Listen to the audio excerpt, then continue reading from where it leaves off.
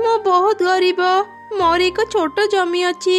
ବାପା ମା ଯେତେବେଳେ ବଞ୍ଚିଥିଲେ ସେ ଜମିରେ ଚାଷ କରୁଥିଲେ, ହେଲେ ମୁଁ ଏବେ ଏକା ଜମି ଚାଷ କରିବି କେମିତି? ମୋ ପାଖରେ ଏତେ ଟଙ୍କା ନାହିଁ ଯେ ମୁଁ ଅନ୍ୟ ଚଢ଼େଇମାନଙ୍କୁ ମୋ ଜମିରେ ଚାଷ କରିପାରିବି। ନା, ଏମିତି ଦୁଃଖ କରି ଆଉ ବସି ରହିବିନି। ବଞ୍ଚିବାକୁ ହେଲେ ମୋତେ କାମ କରିବାକୁ ପଡ଼ିବ। ମୁଁ ଏବେ ହିଁ ମୋ ଜମିକୁ ଯିବି। ଆଜିଠୁ ମୁଁ ଏକା ହିଁ ଚାଷ ଆରମ୍ଭ କରିଦେବି।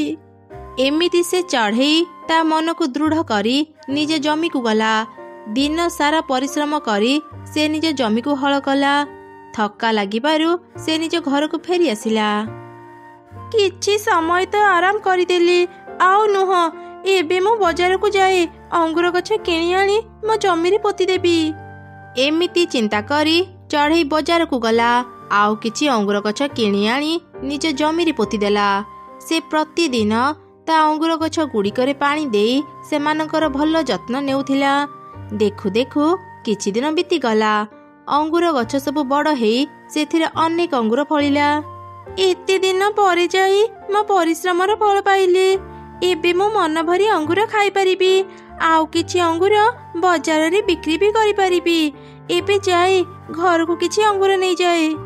ତାପରେ ଚଢ଼େଇ କିଛି ଅଙ୍ଗୁର ତୋଳି ନେଇ ଘରକୁ ଚାଲିଗଲା। ଚଢ଼େଇର ଜମି ପାଖରେ ଏକ ଛୋଟ ମୂଷା ରହୁଥିଲା। ସେ ଚଢ଼େଇ ଜମିରେ ଏତେ ସାରା ଅଙ୍ଗୁର ଫଳ ଦେଖି କହିଲା, ବାଃ, ଏ ଚଢ଼େଇ ନିଜ ଜମିରେ କେତେ ବଢ଼ିଆ ଅଙ୍ଗୁର ଚାଷ କରିଛି। ଏତେ ସାରା ଅଙ୍ଗୁର ଦେଖି ମତେ ଭୋକ ଲାଗିଲାଣି। ଯାଏ କିଛି ଅଙ୍ଗୁର ଖାଇନିଏ। ଏମିତି କହି ମୂଷା ପ୍ରତ୍ୟେକ ଅଙ୍ଗୁରରୁ କିଛି ଅଳ୍ପ ଅଳ୍ପ ଖାଇ ନିଜ ଘରକୁ ଫେରିଗଲା। ସକାଳେ ଚଢ଼େଇ ନିଜ ଜମିକୁ ଆସିଲା। ମୂଷା ତାର ଅଙ୍ଗୁର ସବୁ ଅଧା ଅଧା ଖାଇ ଛାଡ଼ି ଦେଇଥିଲା। ଏ କଥା ଚଢ଼େଇ ଜାଣିପାରିଲାନି। ନିଜ ଅଙ୍ଗୁରକୁ ଭଲରେ ନ ଦେଖି ସବୁ ଅଙ୍ଗୁର ତୋଳି ସେ ବଜାରକୁ ନେଇଗଲା। ଅଙ୍ଗୁର ନେଇଯାଅ, ଅଙ୍ଗୁର, ମିଠା ମିଠା ଅଙ୍ଗୁର। ଥରେ ଖାଇଲେ ଏ ଅଙ୍ଗୁରର ସ୍ୱାଦ ଭୁଲି ପାରିବନି। ଅଙ୍ଗୁର ନେଇଯାଅ, ଅଙ୍ଗୁର। ଚଢ଼େଇ, ତୁ ଅଙ୍ଗୁର ଚାଷ କେବେ କଲୁ? ବହୁତ ଦିନରୁ ମୁଁ ଅଙ୍ଗୁର ଖାଇବାକୁ ଇଚ୍ଛା କରୁଥିଲି, ହେଲେ କୋଉଠି ବି ଅଙ୍ଗୁର ପାଉନଥିଲି। ତୁ ଅଙ୍ଗୁର ଚାଷ କରି ଭଲ କରିଛୁ। ଦେ ଦେ, ମତେ କିଛି ଅଙ୍ଗୁର ଦେ।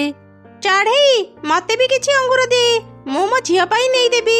ମୋ ଝିଅ ଅଙ୍ଗୁର ଖାଇବାକୁ ଭାରି ଭଲ ପାଏ। ତାପରେ ଚଢ଼େଇ ସମସ୍ତଙ୍କୁ ଅଙ୍ଗୁର ଦେଲା। ସମସ୍ତେ ତାକୁ ଟଙ୍କା ଦେଲେ। କିଛି ସମୟରେ ହିଁ ଚଢ଼େଇର ସବୁ ଅଙ୍ଗୁର ବିକ୍ରି ହେଇଗଲା। ଇ ମା, ମୁଁ ଆଜି ଏତେ ସାରା ଟଙ୍କା ପାଇଗଲି। କେବେ ଯେ ଏତେ ସାରା ଟଙ୍କା ମୁଁ ଏକା ସାଙ୍ଗରେ ଦେଖିଥିଲି ମୋର ମନେ ନାହିଁ। ଚାଲ ଏବେ କିଛି ସଉଦା କିଣି ଘରକୁ ଫେରିଯାଏ। ଏମିତି ଚିନ୍ତା କରି ଚଢ଼େଇ ଘର ପାଇଁ କିଛି ସଉଦା କିଣିଲା। ଆଉ ତାପରେ ସେ ଘରକୁ ଫେରିଗଲା। ଚଢ଼େଇ ନିଜ ପାଇଁ ଖାଇବା ରୋଷେଇ କଲା। କିଛି ସମୟ ପରେ ସନ୍ଧ୍ୟା ହେଇଗଲା। ମୂଷାଖିଆ ଅଙ୍ଗୁର ଦେଖି ସମସ୍ତେ ରାଗି ଯାଇଥିଲେ। ଆଉ ନିଜ ନିଜ ଅଙ୍ଗୁର ଧରି ଚଢ଼େଇ ପାଖକୁ ଆସିଲେ। ଶଇତାନ ଚଢ଼େଇ, ଆମଠୁ ଟଙ୍କା ନେଇ ଆମକୁ ମୂଷାଖିଆ ଅଙ୍ଗୁର ବିକ୍ରି କରିଛୁ। ସମସ୍ତେ ଦେଖୁଛ କଣ? ଏ ଚଢ଼େଇର ମୁହଁ ଉପରକୁ ତାର ସବୁ ଅଙ୍ଗୁର ଫିଙ୍ଗ। ତମେ ମାନେ ଏସବୁ କଣ କହୁଛ? ନା ନା, ମୁଁ କେବେ କାହାକୁ ଖରାପ ଜିନିଷ ବିକ୍ରି କରିନି। ନିଶ୍ଚୟ କୋଉଠି କିଛି ଭୁଲ ହେଇଥିବ। ମୋ କଥାକୁ ବିଶ୍ୱାସ କର। ଚୁପ୍ କର। ନିଜ ଅଙ୍ଗୁରକୁ ତ ନିଜ ଆଖିରେ ଦେଖିନେ କେମିତି ମୂଷା ଖାଇଛି। ଆଉ ଦିନେ ଯଦି ବଜାରକୁ ଆସି ଅଙ୍ଗୁର ବିକ୍ରି କରିବୁ, ପିଟି ପିଟି ଆମେ ତୋର ଗୋଡ଼ ଭାଙ୍ଗିଦେବୁ। କାଲି ସୁଦ୍ଧା ଆମର ସବୁ ଟଙ୍କା ଫେରେଇବୁ। ଚଢ଼େଇ ଯେତେ ବୁଝେଇଲେ ବି କେହି ବି ତା କଥା ଶୁଣିଲେନି। ସମସ୍ତେ ସେଠାରୁ ଚାଲିଗଲେ। ଚଢ଼େଇ ମନ ଦୁଃଖରେ କାନ୍ଦି କାନ୍ଦି ନିଜ ଜମିକୁ ଗଲା। ସେପଟେ ମୂଷା ପୁଣି ଚଢ଼େଇ ଜମିରୁ ଅଙ୍ଗୁର ଖାଉଥିଲା। ଖାଇ ଖାଇ ତା ପେଟ ଏତେ ଭାରି ହେଇଗଲା ଯେ ସେ ଚାଲି ଚାଲି ସେଠାରୁ ନିଜ ଘରକୁ ଯାଇପାରିଲାନି। ଓହୋ, ଖାଇ ଖାଇ ଏତେ ଖାଇଦେଲି ଯେ ପେଟଟା ଭାରି ହେଇଗଲା। ଆଉ ଘରକୁ ଯାଇପାରିବିନି। ଏଠି କିଛି ସମୟ ଆରାମ କରିସାରେ। ଏମିତି ଚିନ୍ତା କରି ମୂଷା ସେଠି ଶୋଇ ପଡ଼ିଲା। ଠିକ୍ ସେହି ସମୟରେ ଚଢ଼େଇ ସେଠାରେ ଆସି ପହଞ୍ଚିଗଲା। ସେ ମୂଷାକୁ ନିଜ ଜମିରେ ଦେଖି ତାକୁ ଧରି ପକେଇଲା। ଶଇତାନ ମୂଷା, ତୁ ତାହେଲେ ମୋ ଅଙ୍ଗୁର ଖାଇ ମୋର କ୍ଷତି କରିଛୁ। ଆଜି ମୁଁ ତତେ ଛାଡ଼ିବିନି। ତତେ ଏବେ ମୁଁ ମୋ ଘରକୁ ନେଇ ବହୁତ ପିଟିବି। ଆଉ ତତେ ତେଲରେ ଭାଜିକି ଖାଇବି। ନା ନା, ମତେ ମାରନି, ମତେ ଛାଡ଼ି ଦିଅ। ମୁଁ ତୁମ ଅଙ୍ଗୁର ଖାଇ ତୁମ ପାଖରେ ଋଣୀ। ମୁଁ ସାରା ଜୀବନ ତୁମ ଜମିର ଦେଖାଶୁଣା କରିବି। ତା ସହ ମୁଁ ସମସ୍ତଙ୍କ ପାଖକୁ ଯାଇ କହିବି ସବୁ ଭୁଲ ମୋର ଥିଲା। ତୁମେ ଏ ବିଷୟରେ କିଛି ବି ଜାଣିନଥିଲ। ସମସ୍ତଙ୍କ ପାଖରେ ମୁଁ ତୁମର ପ୍ରଶଂସା ବି କରିବି। ତୁ ସତ କହୁଛୁ? ସମସ୍ତଙ୍କ ଆଗରେ ତୁ ନିଜ ଭୁଲ ମାନିବୁ ତ? ହଁ ହଁ, ମତେ ବିଶ୍ୱାସ କର, ମୁଁ ସତ କହୁଛି। ତୁମେ ନଦେଲା ଯାଏ ମୁଁ ଆଉ ଦିନେ ବି ତୁମ ଜମିରୁ ଅଙ୍ଗୁର ଖାଇବିନି। ହଉ ଠିକ ଅଛି, ଏବେ ତାହେଲେ ତୁ ଯା, ସମସ୍ତଙ୍କୁ ଏକଥା କହିବୁ। ତାପରେ ମୂଷା ସମସ୍ତଙ୍କ ପାଖକୁ ଯାଇ ସମସ୍ତଙ୍କୁ ସବୁ ଘଟଣା କହି କ୍ଷମା ମାଗିଲା। ଚଢ଼େଇର କିଛି ବି ଦୋଷ ନଥିଲା। ମୁଁ ଅଙ୍ଗୁର ସବୁ ଅଧାରୁ ଅଧାରୁ ଖାଇ ନଷ୍ଟ କରିଦେଇଥିଲି। ଦୟାକରି ଚଢ଼େଇକୁ କେହି ଭୁଲ ବୁଝନି। ମତେ ବି କ୍ଷମା କରିଦିଅ। ମୁଁ ଆଉ କାହାର ବି କ୍ଷତି କରିବିନି। ମୂଷାର ଏପରି କଥା ଶୁଣି ସମସ୍ତେ ଚଢ଼େଇକୁ କ୍ଷମା କରିଦେଲେ। ସେଦିନ ପରଠାରୁ ପୁଣି ଥରେ ଚଢ଼େଇ ବଜାରରେ ଅଙ୍ଗୁର ବିକ୍ରି କଲା। ତା ଅଙ୍ଗୁର ସମସ୍ତଙ୍କୁ ବହୁତ ଭଲ ଲାଗିଲା। ପ୍ରତିଦିନ ସବୁ ଚଢ଼େଇ ତା ପାଖରୁ ଅଙ୍ଗୁର କିଣି ନେଉଥିଲେ। ଧୀରେ ଧୀରେ ଚଢ଼େଇ ବହୁତ ଧନୀ ହେଇଗଲା। ଏକଥା ଗୋଟେ କାଉ ସହି ପାରିଲାନି। ସେ ଚଢ଼େଇକୁ ଈର୍ଷା କରୁଥିଲା। ମୁଁ ଏ ଜଙ୍ଗଲରେ ଥାଉ ଥାଉ ଚଢ଼େଇ ଏତେ ଧନୀ ହେଇଯିବ, ମୁଁ ତା କେବେ ହେବାକୁ ଦେବିନି। ଏବେ ହିଁ ମୁଁ ତାର ସବୁ ଅଙ୍ଗୁର ଫସଲ ନଷ୍ଟ କରିଦେବି। ଏମିତି ଚିନ୍ତା କରି କାଉ ଚଢ଼େଇର ଜମିକୁ ଗଲା। ସେ ଚଢ଼େଇର ସବୁ ଅଙ୍ଗୁର ଗଛ ଭାଙ୍ଗୁଥିଲା। ମୂଷା ଚଢ଼େଇର ଜମି ପାଖରେ ହିଁ ଥିଲା। ଏସବୁ ଦେଖି ମୂଷା କାଉକୁ ଅଟକେଇବାକୁ ଚେଷ୍ଟା କଲା, ହେଲେ କାଉ ମୂଷାର କିଛି କଥା ଶୁଣିଲାନି। ରାଗରେ ମୂଷା କାଉକୁ ଜୋରେ କାମୁଡ଼ି ଦେଲା। କାଉ ଯନ୍ତ୍ରଣାରେ ଚିତ୍କାର କଲା। ଏମିତି ପାଟିତୁଣ୍ଡ ଶୁଣି ସବୁ ଚଢ଼େଇ ସେଠାରେ ଆସି ଜମା ହେଇଗଲେ। ସବୁ କଥା ଜାଣି ତ ସମସ୍ତେ କାଉ ଉପରେ ଖୁବ୍ ରାଗିଗଲେ। କାଉ, ତୁ ମୋ ଅଙ୍ଗୁର ଗଛ ସବୁ ଭାଙ୍ଗିଲୁ କ'ଣ ପାଇଁ? ମୁଁ ଆଜି ତତେ ଛାଡ଼ିବିନି। ମୁଁ ବି ଆଜି ଏ କାଉକୁ ପିଟିବି। ଦିନେ ଇଏ ମୋର ଫସଲ ନଷ୍ଟ କରିଥିଲା। ତୁ ସୁଧୁରି ଯିବୁ ଭାବି ମୁଁ ସେଦିନ ତତେ ଧମକ ଦେଇ ଛାଡ଼ି ଦେଇଥିଲି। ଆଉ ନୁହଁ, ଆଜି ତତେ ଉଚିତ ଶିକ୍ଷା ମିଳିବ। ସବୁ ଚଢ଼େଇ ମିଶି କାଉକୁ ଅନେକ ପିଟିଲେ। କାଉ କାନ୍ଦି କାନ୍ଦି ସମସ୍ତଙ୍କୁ କ୍ଷମା ମାଗିଲା। ମୋର ଭୁଲ ହେଇଗଲା, ମତେ ଆଉ ମାରନି। ଚଢ଼େଇ, ମୁଁ ତତେ କ୍ଷତିପୂରଣ ଦେଇଦେବି।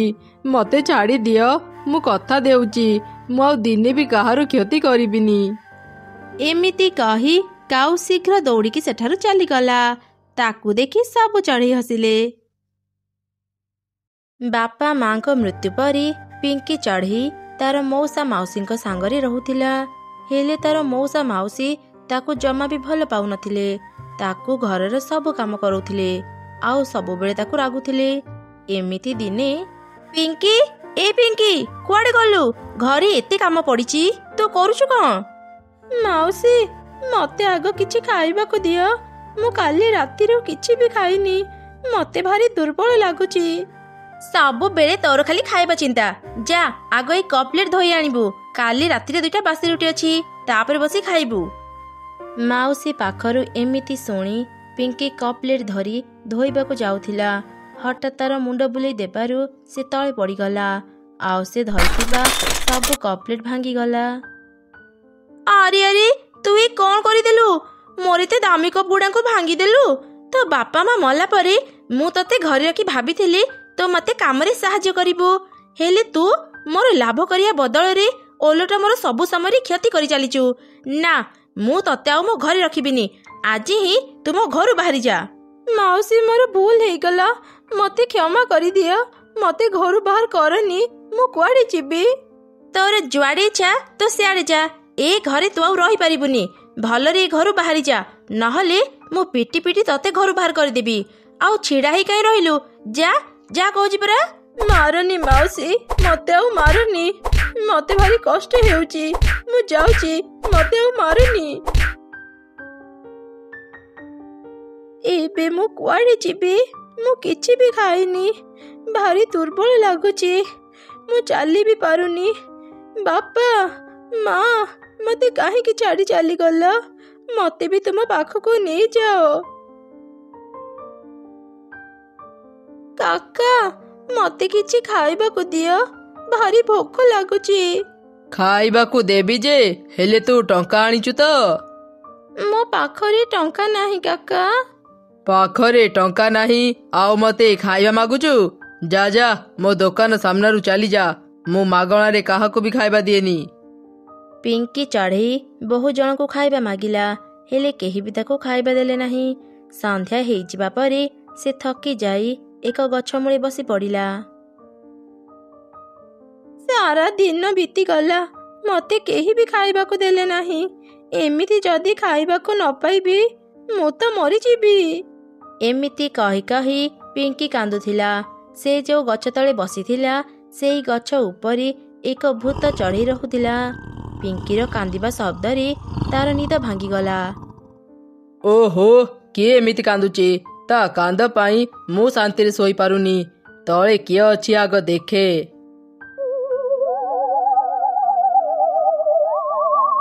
ଆରେ ଇଏ ତ ଗୋଟେ ଚଢ଼େଇ ଛୁଆ।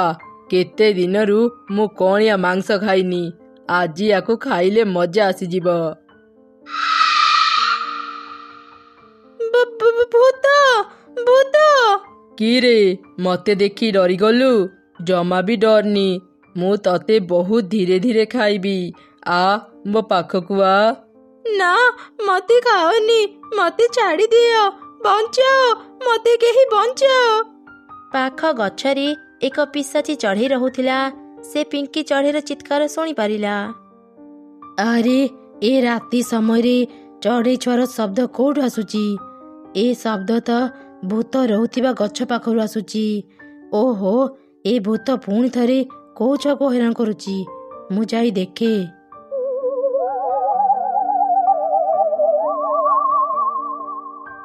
ଆରେ ଭୂତ, ମୁଁ ତତେ ମନା କରିଥିଲି ନା, ତୁ ଛୋଟ ଛୁଆଙ୍କର କିଛି କ୍ଷତି କରିବୁନି। ପିଶାଚି, ତୁ ମୋ ରାସ୍ତାରେ ଆସନି କହୁଛି। ବଡ଼ ଚଢ଼େଇକୁ ଖାଇ ଖାଇ ମୋ ପାଟି ସିଝିଗଲାଣି। ଆଜି ମୁଁ ଏ ଚଢ଼େଇ ଛୁଆକୁ ଖାଇବି। ତୁ ଏ ଛୁଆକୁ ଛାଡ଼ିଦେ, ନହେଲେ ଦେଖିବୁ ମୁଁ ତୋ ସହ କ'ଣ କରିବି। ତୋର ଯାହା ଇଚ୍ଛା ତୁ କର, ମୁଁ ଆଜି ଏ ଛୁଆକୁ ଛାଡ଼ିବିନି। ଭୂତ ଚଢ଼େଇର ଏକଥା ଶୁଣି ପିଶାଚି ଚଢ଼େଇ ରାଗିଗଲା। ଆଉ ନିଜ ଶକ୍ତିରେ ଭୂତର ଚାରି ପାଖରେ ନିଆଁ ଲଗେଇଦେଲା। ଆରେ ଏ କ'ଣ? ନିଆଁ ନିଆଁ ନିଆଁ ଦେଖିଲେ ମତେ ଭାରି ଡର ଲାଗେ। ଏ ପିଶାଚି, ମତେ ଛାଡ଼ିଦେ, ଏ ନିଆଁକୁ ଲିଭା। ଠିକ୍ ଅଛି, ମୁଁ ତତେ ଛାଡ଼ିଦେବି। ତୁ ବି ଏ ଛୁଆକୁ ଛାଡ଼ି ଚାଲିଯା। ହଁ ହଁ, ମୁଁ ଏ ଛୁଆକୁ ଛାଡ଼ିଦେବି। ମୁଁ ଚାଲି ଯାଉଛି।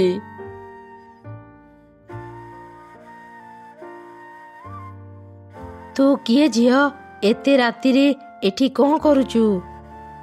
ପିଶାଚି ପିଶାଚି, ମତେ ଛାଡ଼ି ଦିଅ, ମତେ ଖାଅନି। ଏ କ'ଣ? ଏ ଝିଅଟିର ସ୍ୱର ମତେ ଏତେ ଚିହ୍ନା ପରି କାହିଁକି ଲାଗୁଛି? ଭୟ କରନି, ମୁଁ ତୋର କିଛି କ୍ଷତି କରିବିନି। ଆଚ୍ଛା, ତୋର ବାପା ମା କୁଆଡ଼େ ଗଲେ? ସେମାନେ ନିଶ୍ଚୟ ତତେ ଖୋଜୁଥିବେ। ତୁ ଘରକୁ ଫେରିଯା। ମୋ ବାପା ମା ଏ ଦୁନିଆରେ ନାହାନ୍ତି। ମତେ କେହି ବି ଖୋଜିବାକୁ ଆସିବେନି। ହେଲେ ତୋର ଘର କୋଉଠି? ତୋ ବାପାଙ୍କର ନାଁ କ'ଣ? ମୁଁ ଏ ପାଖ ଜଙ୍ଗଲରେ ରୁହେ। ମୋ ବାପାଙ୍କ ନାଁ ରାଜୁ। କ'ଣ ହେଲା? ୟା ବାପା ନାଁ ରାଜୁ? ତା ମାନେ ଇଏ ମୋ ଝିଅ? ତୋ ବାପା ମାଙ୍କ ମୃତ୍ୟୁ ପରେ ତୁ କାହା ସାଙ୍ଗରେ ରହୁଛୁ? ବାପା ମା ଚାଲିଯିବା ପରେ ମୁଁ ମୋ ମଉସା ମାଉସୀଙ୍କ ସହ ରହୁଛି। ହେଲେ ସେମାନେ ଆଜି ମତେ ଘରୁ ବାହାର କରିଦେଲେ। ମୋ ମଉସା ମାଉସୀ ମୋ ଉପରେ ବହୁତ ଅତ୍ୟାଚାର କରନ୍ତି। ସେମାନେ ମତେ ଠିକରେ ଖାଇବାକୁ ବି ଦିଅନ୍ତିନି। କ'ଣ ହେଲା? ସେ ଲତା ଆଉ ତା ସ୍ୱାମୀର ଏତେ ସାହସ? ସେମାନେ ତୋ ଉପରେ ଅତ୍ୟାଚାର କରନ୍ତି? ଚାଲ, ଏବେ ମୁଁ ତୋ ସାଙ୍ଗରେ ସେଠାକୁ ଯିବି ଆଉ ସେମାନଙ୍କ କଥା ବୁଝିବି। ତୁମେ ମୋ ମଉସା ମାଉସୀଙ୍କୁ କେମିତି ଚିହ୍ନିଛ? ମୁଁ ସେଠାକୁ ଯିବିନି। ମତେ ଆଗ କିଛି ଖାଇବାକୁ ଦିଅ। ମତେ ଭାରି ଭୋକ ଲାଗିଲାଣି। ମୁଁ 2 ଦିନରୁ କିଛି ବି ଖାଇନି। ତୁ ମୋ ସାଙ୍ଗରେ ଆ, ମୁଁ ତତେ ଖାଇବାକୁ ଦେବି। ତାପରେ ପିଶାଚି ଚଢ଼େଇ ପିଙ୍କିକୁ ଗଛ ଉପରକୁ ନେଇ ଖାଇବା ଦେଲା। ତୁମେ ସତରେ ମତେ ଖାଇବାକୁ ଦେଉଛ? ମୁଁ ତ ଶୁଣିଥିଲି ଭୂତମାନେ ଚଢ଼େଇମାନଙ୍କୁ ମାରି ଖାଇ ଦିଅନ୍ତି। ହେଲେ ତୁମେ ବହୁତ ଭଲ। ଆରେ ତୁମେ କାନ୍ଦୁଛ କ'ଣ ପାଇଁ? ସେ କିଛି ନୁହଁରେ ମା, ନେ ତୁ ଏ ଖାଇବା ଆଗ ଖାଇଦେ। ପିଙ୍କି ସବୁ ଖାଇବା ଖାଇ ଖୁବ୍ ଖୁସି ହେଇଗଲା। ଚାଲ ମା, ମୁଁ ଏବେ ତତେ ତ ଘରେ ନେଇ ଛାଡ଼ିଦେବି। ନା, ମୁଁ ଆଉ ସେଟାକୁ ଯିବିନି। ମୁଁ ଏଇଠି ତୁମ ସାଙ୍ଗରେ ରହିବି। ଏ ଆଖପାଖରେ ଅନେକ ଭୂତ ପିଶାଚି ରହୁଛନ୍ତି। ସେମାନେ ତୋର ଗନ୍ଧ ପାଇଲେ ତୋର କ୍ଷତି କରିବେ। ହେଲେ ମୁଁ ମୁଁ ଘରକୁ ଗଲେ ମୋ ମଉସା ମାଉସୀ ପୁଣି ମୋ ଉପରେ ଅତ୍ୟାଚାର କରିବେ। ତୁ ଚିନ୍ତା କରନି, ମୁଁ ବି ତ ସାଙ୍ଗରେ ଯିବି। ସେମାନେ ତୋର କିଛି କ୍ଷତି କରିପାରିବେନି। ଏବେ ତ ମଉସା ମାଉସୀଙ୍କୁ ଡାକେ, ମୁଁ ବି ଦେଖିବି ସେମାନେ ତୋର କ'ଣ କରୁଛନ୍ତି। ଆଚ୍ଛା ଠିକ ଅଛି। ମଉସା ମାଉସୀ କବାଟ ଖୋଲ। ଆରେ ଏଇଟାକୁ ତ ମୁଁ ଘରୁ ବାହାର କରିଦେଇଥିଲି, ଇଏ ପୁଣି ଘରକୁ ଫେରି ଆସିଲା। ଏବେ ତାକୁ ଏମିତି ପିଟିବେ ଯେ ସେ ଆଉ ଘରକୁ ଫେରିବା ପାଇଁ ନା କରିବନି। କି ରେ ବଦମାସ, ତୁ ଫେରି ଆସିଲୁ? ତତେ କହିଥିଲି ନା ତୁ ଆଉ ଆସିବୁନି। ମୋ କଥା ଶୁଣିଲୁଣି ତ? ରହ, ଏବେ ତ କଥା ବୁଝୁଛି। କି ରେ ଲତା, ଏତେ ଛୋଟ ଝିଅଟିକୁ ମାରୁଛୁ? ତତେ କ'ଣ ଲାଜ ଲାଗୁନି? ପିଶାଚି, ହେ ଭଗବାନ, ପିଶାଚି କୋଉଠୁ ଆସିଲା? ବଞ୍ଚାଅ ବଞ୍ଚାଅ, ମତେ କେହି ବଞ୍ଚାଅ। ତମ ମାନଙ୍କର ସାହସ କେମିତି ହେଲା ପରି ଉପରେ ଅତ୍ୟାଚାର କରିବା ପାଇଁ? ମୁଁ ଏବେ ତମମାନଙ୍କ ବେକ ମୋଡ଼ି ତମମାନଙ୍କୁ ଖାଇଦେବି। ନା ନା, ତୁମେ ମୋ ମଉସା ମାଉସୀଙ୍କର କିଛି କ୍ଷତି କରନି। ଯେତେ ହେଲେ ବି ସେମାନେ ମୋ ନିଜର। ଦେଖିଲୁ ତ ଲତା, ତୁ ପରି ଉପରେ ଏତେ ଅତ୍ୟାଚାର କଲା ପରେ ବି ସେ ତମମାନଙ୍କର ଭଲ ଚିନ୍ତା କରୁଛି। ଏସବୁ ଘଟଣା ଦେଖି ପିଙ୍କିର ମଉସା ମାଉସୀ ନିଜ ଭୁଲ ବୁଝିପାରିଲେ। ମା ପିଙ୍କି, ଆମକୁ କ୍ଷମା କରିଦେ। ଆମେ ତ ଉପରେ ବହୁତ ଅତ୍ୟାଚାର କରିଛୁ, ହେଲେ ଆଉ ନୁହଁ। ଆଜିଠୁ ତୁ ଆମ ଝିଅ, ଆମେ ତୋର କିଛି ବି ଅସୁବିଧା ହେବାକୁ ଦେବୁନି। ଏକଥା ଯେମିତି ତମମାନଙ୍କର ମନେ ରୁହେ। ମୁଁ ମଝିରେ ମଝିରେ ଆସି ଦେଖିଯିବି। ଯଦି କେବେ ଜାଣେ ତମେମାନେ ପରି ଉପରେ ଅତ୍ୟାଚାର କରିଛ, ସେଦିନ ତମମାନଙ୍କର ଶେଷ ଦିନ ହେବ। ମୁଁ ଆସୁଛି ରେ ମା, ତୁ ଭଲରେ ରହିବୁ। ଆଶ୍ଚର୍ଯ୍ୟ, ମୋ ନାଁ ତ ପିଙ୍କି। ଏ ପିଶାଚି ମତେ ପରି ପରି କାହିଁକି କହୁଥିଲା? ଆରେ ହଁ, ଏ ପରି ନାଁ ତ କେବଳ ମୋ ଭଉଣୀ ତା ଝିଅକୁ ଡାକୁଥିଲା। ତା ମାନେ ଏ ପିଶାଚି ମୋ ଭଉଣୀ ଥିଲା। କ'ଣ ହେଲା ମାଉସୀ, ତୁମେ କାନ୍ଦୁଛ କ'ଣ ପାଇଁ? ନା ରେ ମା, ସେ କିଛି ନୁହଁ। ଆଜି ମତେ ମୋ ଭଉଣୀ କଥା ମନେ ପଡ଼ିଗଲା। ତୁ ଆମ ସାଙ୍ଗରେ ଭିତରକୁ ଆ। ଆଜିଠୁ ଏ ଘର ତୋର, ତୁ ଆଉ କୁଆଡ଼େ ବି ଯିବୁନି। ସେବେଠାରୁ ପିଙ୍କି ଚଢ଼େଇର ସବୁ ଦୁଃଖ ଦୂର ହେଇଗଲା। ସେ ତା ମଉସା ମାଉସୀଙ୍କ ସହ ଖୁସିରେ ରହିଲା।